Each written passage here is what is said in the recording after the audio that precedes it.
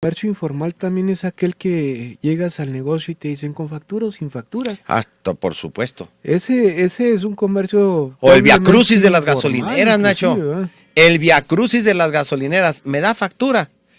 Mire, le doy el ticket Y luego y lo tiene vaya que usted ir, a esa ventanilla y en la ventanilla haga cola para que le puedan hacer su factura. y ya está registrado. Ya está Nosotros. registrado, hay que registrarlo. Así es.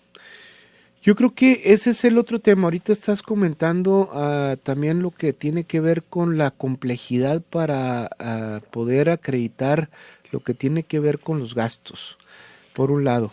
Que sí realmente somos complicados en lo que tiene que ver con la materia hacendaria.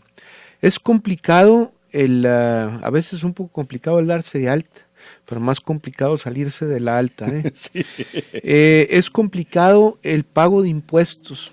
Se requiere desgraciadamente o agraciadamente, bueno, pues es trabajo para los contadores, pero yo creo que hay niveles de empresas que tienen la oportunidad de tener un contador, pero habrá otras que son microempresas que son las que son la mayoría, que no tienen esa capacidad de contratar un experto y que debería de ser algo muy práctico.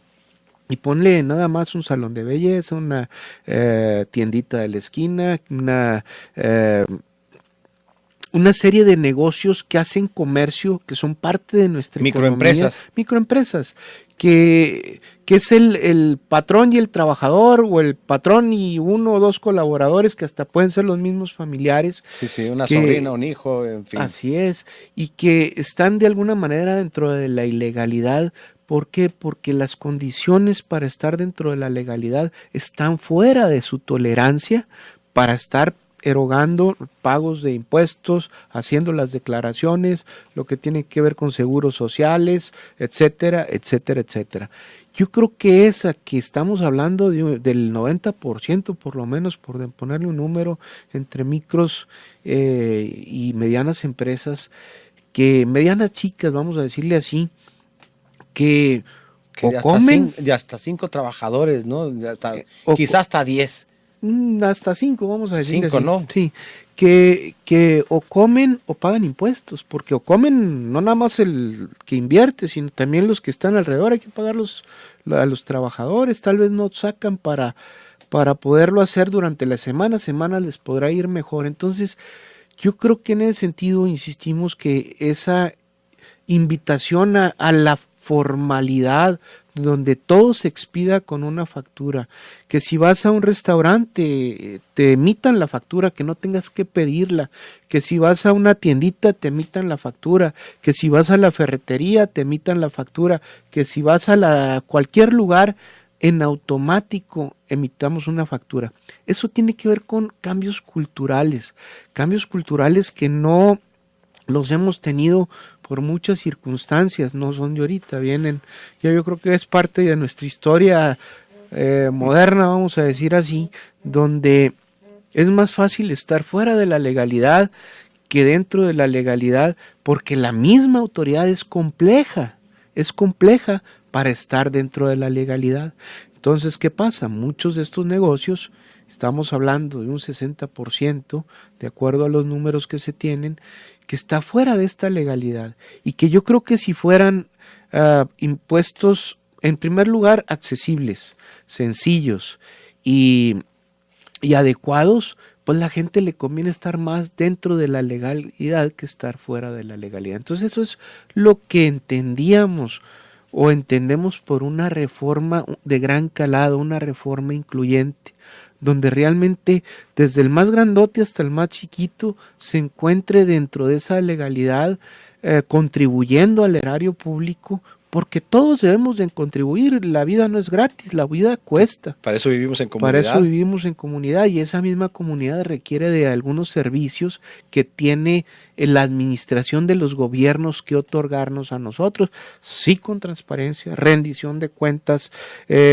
ponderando las inversiones, cuáles son las más necesitadas, y realmente ahorrando en el gasto público, que ese es un grave problema que los mexicanos vemos, que hay dispendios por parte de la autoridad, pero realmente por el otro lado no vemos dispendios en sentido a los ciudadanos, sino son otro tipo de dispendios. Nacho nos manda un mensaje nuestro amigo Juan Mario Acevedo, dice que la participación de los trabajadores a las utilidades es el 10%. Y manda otro comentario, dice que las gasolinas antes sí eran 5% más baratas en las fronteras, hoy los precios son iguales al resto del país. Bueno, ahí hay una política de petróleos mexicanos, ¿no? En cuanto a las gasolinas.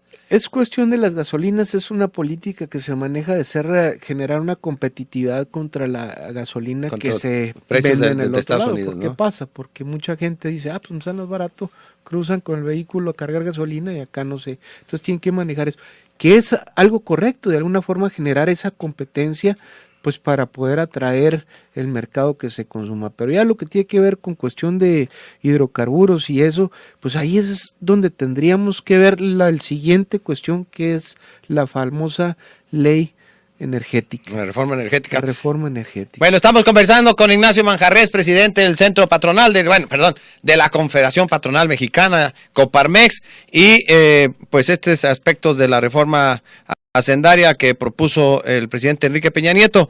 En un momento más también entraremos a la discusión, a los comentarios de la reforma energética. Vamos a un corte comercial y regresamos. Acerto Radio. Estamos de regreso.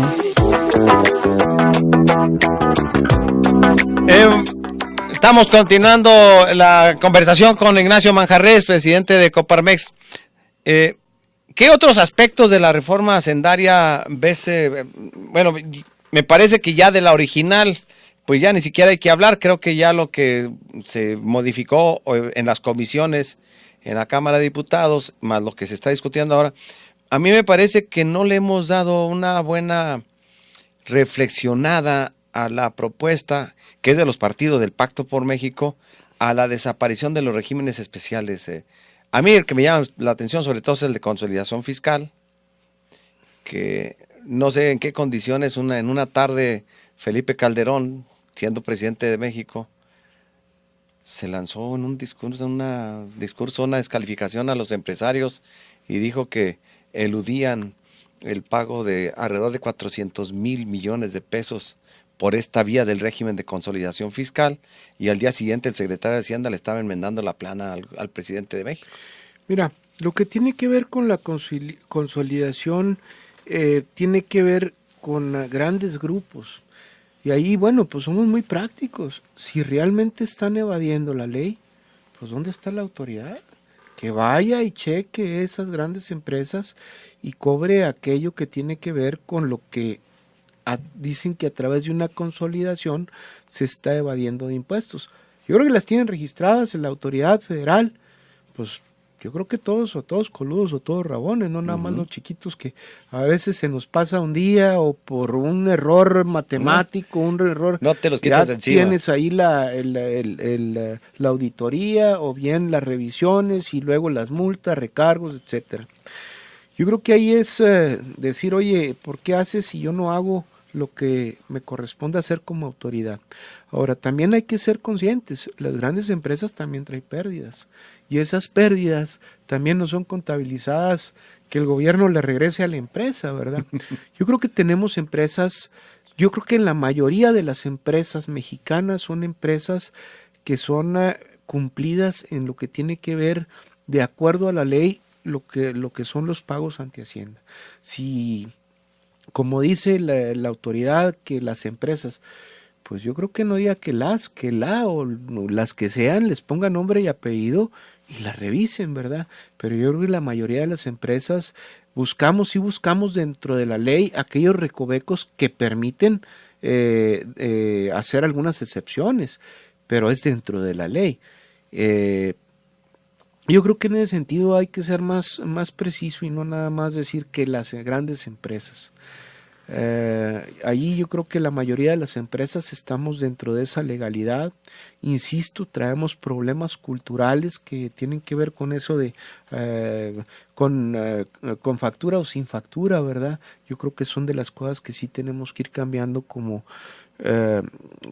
sociedad, como la parte cultural que necesitamos ir, ¿cómo se puede decir? Ir evolucionando a lo que realmente tiene que ver con con una legalidad. Y también es un problema de la corrupción de grupos empresariales, ¿no, Nacho? Insisto en lo de las gasolineras. Resulta que en una buena parte de los casos ya hicieron ese estudio. Entonces demuestran que las gasolineras venden más gasolina de la que les entrega Pemex, que es el único autorizado para entregarles gasolina. Ahí es muy sencillo. ¿Cuánto es lo que te estoy surtiendo? ¿Cuánto es lo que Estás puedes generar en facturas? Así es. No puedes generar más de lo que estás recibiendo. Así es. Y es algo muy controlado, que pues estás hablando de alguna forma que debe de existir ese control. El robo de gasolina o que está de pasando, trabajadores, funcionarios de Petróleos Mexicanos, exactamente, que entregan 1,000 litros y les facturan 500. Y ahí estás entrando a un problema grave de corrupción. Pero ahí en la gravísimo.